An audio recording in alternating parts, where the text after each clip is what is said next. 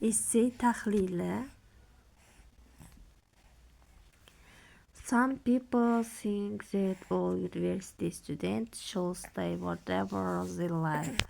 Others believe that they should only be allowed to study subjects will be useful in the future, such as those related to science and technology. Bir qancha odamlar o'ylashadiki, hamma universitet studentlari o'qishi kerak, o'zlari xohlagan. Boshqalar aytadiki, ular faqat ruxsat beradi subjektlarga kelajakda foydali bo'ladigan, masalan science va technology. Discuss both these views and give your opinion. Bularni discuss qiling va fikringizni bildiring. Endi birinchi introduction yoziladi, paraphrase qilinadi. Discussion essaylar mana shunday boshlanishi kerak.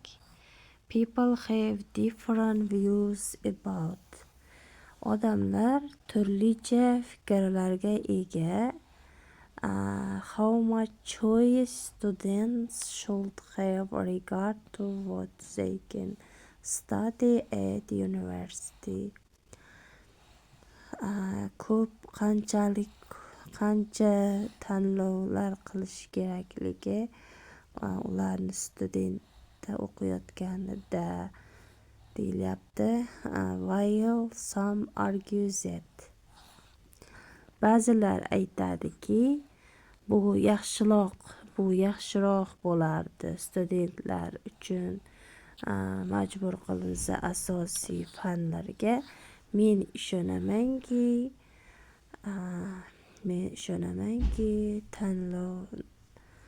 tanlovning kursida o'qishini har kim o'qitilishi kerak, kursining tanloviga ko'ra deyilyapti.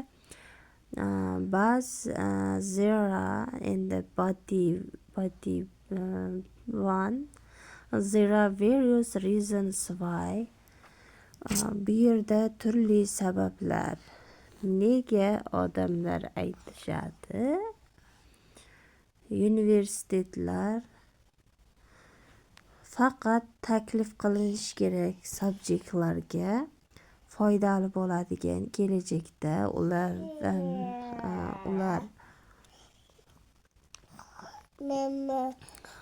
ular ishonishadiki, universitet kurslari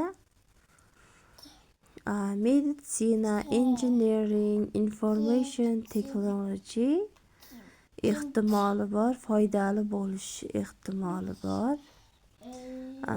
San'at darajalariga qaraganda. From my personal perspective,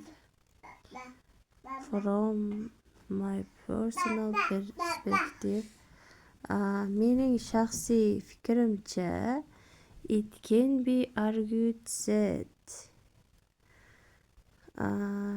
aytiladiki, bu kurslar ta'minlaydi juda ko'p ish opportunity'larni, career progression, karyera o'sishi, better salaries, yaxshiroq maosh va yaxshilaydi hayot sifatini studentlarni on the social level. Jamiyat darajasiga ko'ra odamlarning majburlanadigan odamlar tanlashadi universitet fanlarini. Hukumatlar ta'minlaydiki, bilim va malaka orasida iqtisodiyotni Finally, texnologiyaga e'tibor qaratish yuqori ta'limda olib keladi kashfiyotlar, iqtisodiy o'sishlar, buyuk kelajak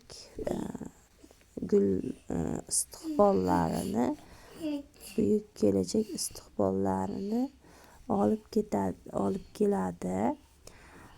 In spite of these arguments, bu bahslarga qaramay, men ishonamanki, universitet studentlari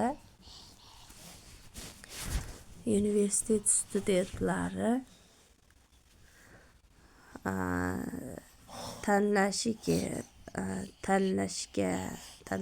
tekin bo'lishi kerak. O'zlari xohlagan sohalarda o'qishga. Mening fikrimcha, jamiyat ko'proq foyda beradi agar bizning studentlarimiz yoqtirsa o'zlarining o'rganishlarini.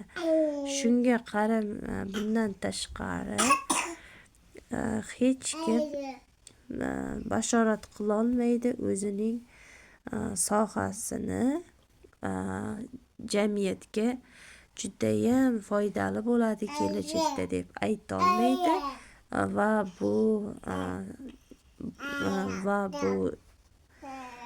it may be that va bu bo'lishi mumkinki ishchilar boshlashadi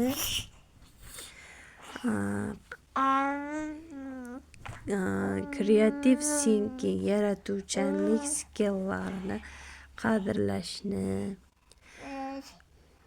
malaka yoki technical skilllarda.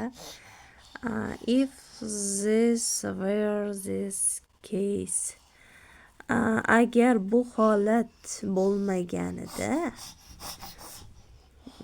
bu C1 struktura hisoblanadi. If this were case, agar bu holat bo'lmaganida, balki ta'lim, san'at, tarix, falsafa studentlari ko'proq ehtiyoj sezgan bo'lardi. Texnologiya va ilmga nisbatan. Endi bu yerda aytilyapti xulosa. In conclusion, although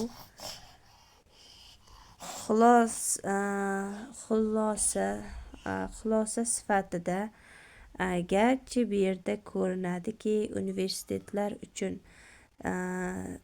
faqat bir narsaga ko'proq e'tibor qaratish, foydali skilllarga e'tibor qaratish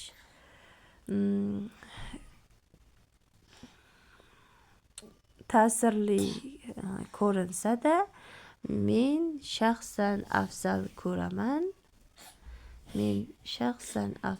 ko'raman.